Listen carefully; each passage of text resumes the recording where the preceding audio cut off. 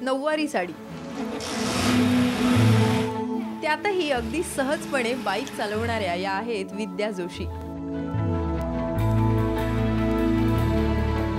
पिंपरी चिंचवडमधल्या स्त्रिया त्यांना ओळखतात ते नऊवारीवाल्या जोशी म्हणूनच।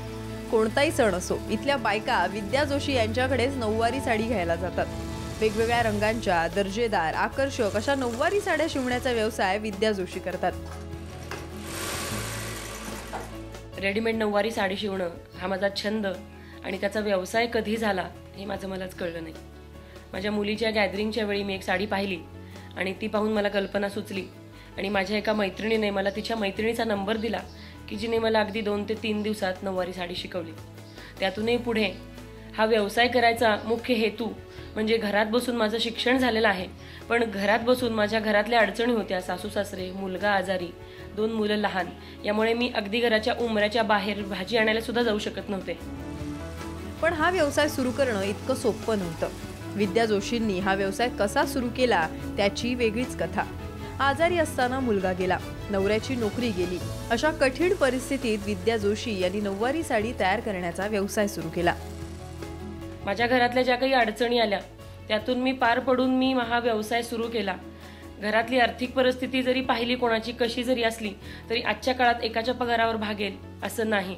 त्यामुळे स्त्रियांच्या अंगात बरीच शक्ती आहे।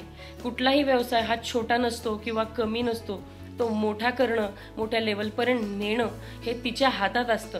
त्यामुळे कुठल्याही कारणानं, कुठलीही कुरबुर न सांगता, कुठल्याही गोष्टीत न थकता मात्र पुढे गेलं तर नक्की यश आपल्याला यशाची गवसणी घालता येते।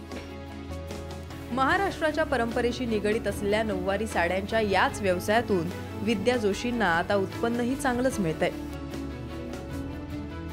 आजची स्त्री जीन्स पॅन्ट घालून फिरते, तिला नऊवारीचा काही सोस नाहीये, साडी नको आहे। पण मला सांगायला आनंद वाटतो की डॉक्टर, वकील, इंजिनियर अशा स्त्रिया सुद्धा माझ्याकडे आवर्जून साडी शिवायला येतात। परदेशातून सुद्धा ज्या इंजिनियर्स वगैरे आहेत त्यांचे सुद्धा कॉल्स येतात आणि त्या साडी घेऊन तुम्ही शिवून पाठवा। म्हणजे या स्त्रियांचा सुद्धा, नॉर्मल स्त्रियांबरोबरच या मोठ्या क्षेत्रातल्या स्त्रियांचा सुद्धा मला खूप चांगला रिस्पॉन्स मिळतो या साडीकरता। नऊवारी साड्यांचा व्यवसाय करून स्वतःची वेगळी ओळख निर्माण करणाऱ्या विद्या जोशींचं काम नक्कीच प्रेरणा देणारं आहे।